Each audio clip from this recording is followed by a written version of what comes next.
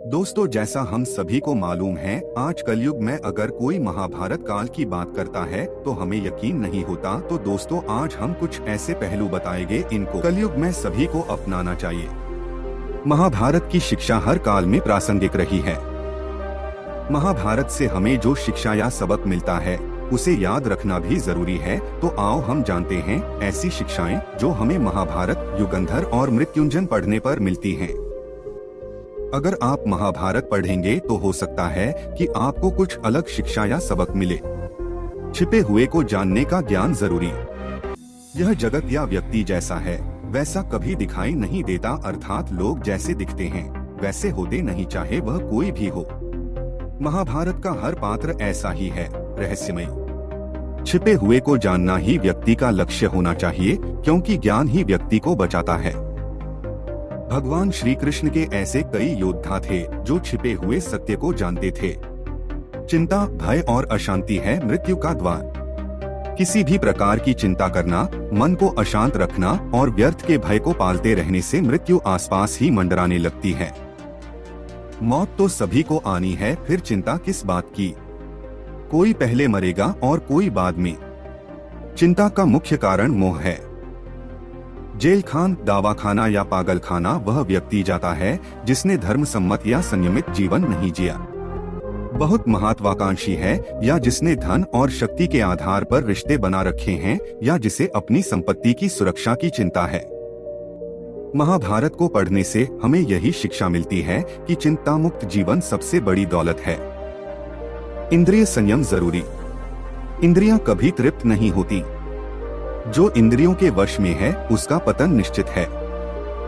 बहुत से लोग आजकल किसी न किसी प्रकार की आदत या नशे के गुलाम हैं। ऐसे लोगों का धीरे धीरे क्षरण होता जाता है। इंद्रिय संयम आता है संकल्प से। महाभारत का हर पात्र संकल्प से बंधा हुआ है। शक्ति का संचय इंद्रियों को वश में करने से ही संभव हो पाता है।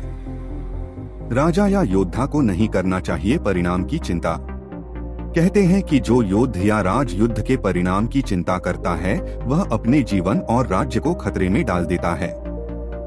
परिणाम की चिंता करने वाला कभी भी साहसपूर्वक न तो निर्णय ले पाता है और न ही युद्ध कर पाता है। जीवन के किसी पर मोड़ पर हमारे निर्णय ही हमारा भविष्य तय करते हैं। एक बार निर्णय ले लेने के बाद फिर बदलने का अर्थ यह है कि आपने अच्छे से सोचकर निर्णय नहीं लिया या आप में निर्णय लेने की क्षमता नहीं है। जीवन हो योजनाओं से भरा। जीवन के किसी भी क्षेत्र में बेहतर रणनीति आपके जीवन को सफल बना सकती है, और यदि कोई योजना या रणनीति नहीं है तो समझो जीवन एक अराजक भविष्य में चला जाएगा जिसके सफल होने की कोई गारंटी नहीं। भगवान श्री कृष्ण के पास पांडवों को बचाने का कोई मास्टर प्लान नहीं होता तो पांडवों की कोई औकात नहीं थी कि वे कौरवों से किसी भी मामले में जीत जाते। अधूरा ज्ञान घातक। कहते हैं कि अधूरा ज्ञान सबसे खतरनाक होता है। इस बात का उदाहरण है अभिमन्यु। अभिमन्यु बहुत ही वीर और बहादुर योद्धा था, लेकिन उसकी मृत्यु जिस परिस्थिति में हुई उसके बारे में सभी जानते हैं।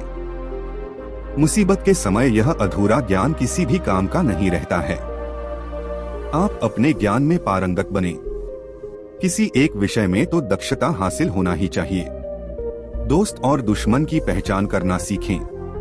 महाभारत में ऐसे कई मित्र थे जिन्होंने अपनी ही सेना के साथ विश्वासघात किया। ऐसे भी कई लोग थे जो ऐन वक्त पर पाला बदलकर कौरवों या पांडवों के साथ चले गए। शल्य और युयुत्सु इसके उदाहरण हैं। इसीलिए कहते हैं कि कई बार दोस्त के भेष में दुश्मन हमारे साथ आ जाते हैं और हमसे कई तरह के राज लेते रहते हैं। कुछ ऐसे भी दोस्त होते हैं जो दोनों तरफ होते हैं। जैसे कौरवों का साथ दे रहे भीष्म, द्रोण और विदुर ने अंततः युद्ध में पांडवों का ही साथ दिया। हथियार से ज्यादा घातक बोल वचन। महाभारत का युद्ध नहीं होता यदि कुछ लोग अपने वचनों पर संयम रख लेते। जैसे द्रौपदी यदि दुर्योधन को अंधे का पुत्र भी अंधा नहीं कहती तो महाभारत नहीं होती। शिशुपाल और शकुनी हमेशा चुभने वाली बातें ही करते थे, लेकिन उनका हश्र क्या हुआ यह सभी जानते हैं। सबक यह कि कुछ भी बोलने से पहले हमें यह सोच लेना चाहिए कि इसका आपके जीवन, परिवार या राष्ट्र पर क्या असर होगा। सदा सत्य के साथ रहो। कौरवों की सेना पांडवों की सेना से कहीं ज्यादा शक्तिशाली थी। एक से एक योद्धा और ज्ञानीजन कौरवों का साथ दे रहे थे। पांडवों की सेना में ऐसे वीर योद्धा नहीं थे। कहते हैं कि विजय उसकी नहीं होती जहां लोग ज्यादा हैं, ज्यादा धनवान हैं या बड़े पदाधिकारी हैं। विजय हमेशा उसकी होती है जहां ईश्वर है, और ईश्वर हमेशा वही है जहां सत्य है। इसलिए सत्य का साथ कभी न छोड़ें। अंततः सत्य की ही जीत होती है। खुद नहीं बदलोगे तो समाज तुम्हें बदल देगा। जीवन में हमेशा दानी, उदार और दयालु होने से काम नहीं चलता। महाभारत में जिस तरह से कर्ण की जिंदगी में उतार चढ़ाव आए, उससे यही सीख मिलती है कि इस क्रूर दुनिया में अपना अस्तित्व बनाए रखना कितना मुश्किल होता है। इसलिए समय के हिसाब से बदलना जरूरी होता है, लेकिन वह बदलाव ही उचित है जिसमें सभी का हित हो। कर्ण ने खुद को बदलकर अपने जीवन के लक्ष्य तो हासिल कर लिया, लेकिन वे फिर भी महान नहीं बन सके, क्योंकि उन्होंने अपनी शिक्षा का उपयोग समाज से बदला लेने की भावना से किया। बदले की भावना से किया गया कोई भी कार्य आपके समाज का हित नहीं कर सकता। शिक्षा और योग्यता के लिए जुनूनी बनो। व्यक्ति के जीवन में उसके द्वारा हासिल शिक्षा और उसकी कार्य योग्यता ही काम आती है। दोनों के प्रति एकलव्य जैसा जुनून होना चाहिए, तभी वह हासिल होती है। अगर आप अपने काम के प्रति जुनूनी हैं, तो कोई भी बाधा आपका रास्ता नहीं रोक सकती। कर्मवान बनो।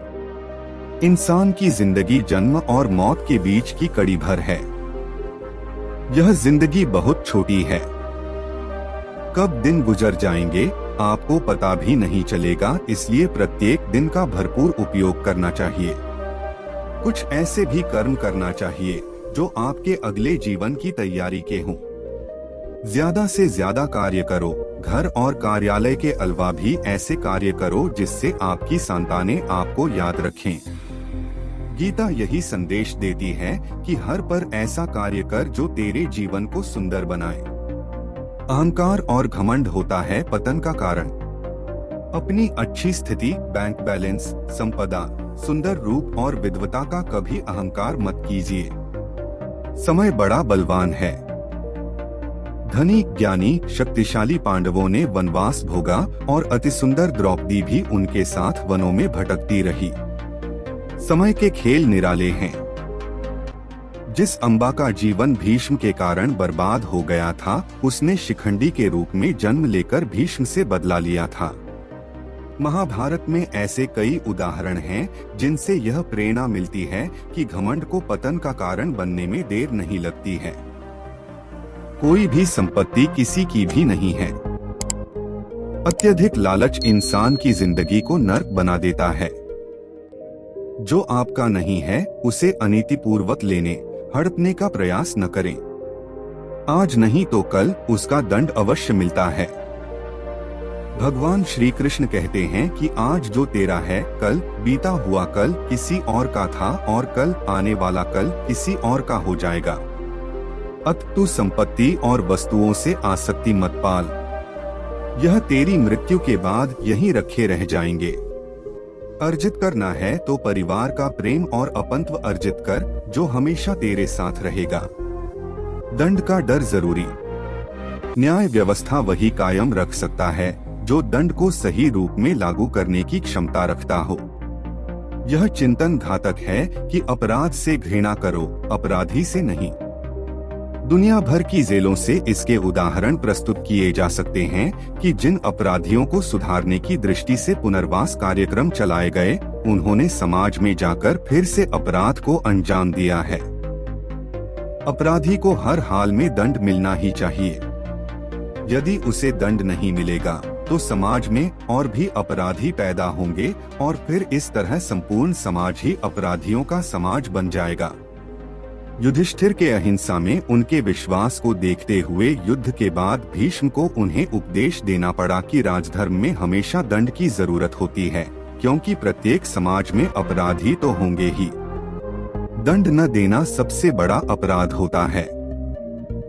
यदि आपको यह वीडियो पसंद आया हो तो लाइक करें, शेयर करें और हमारे चैनल को सब्सक्राइब करना न भूलें।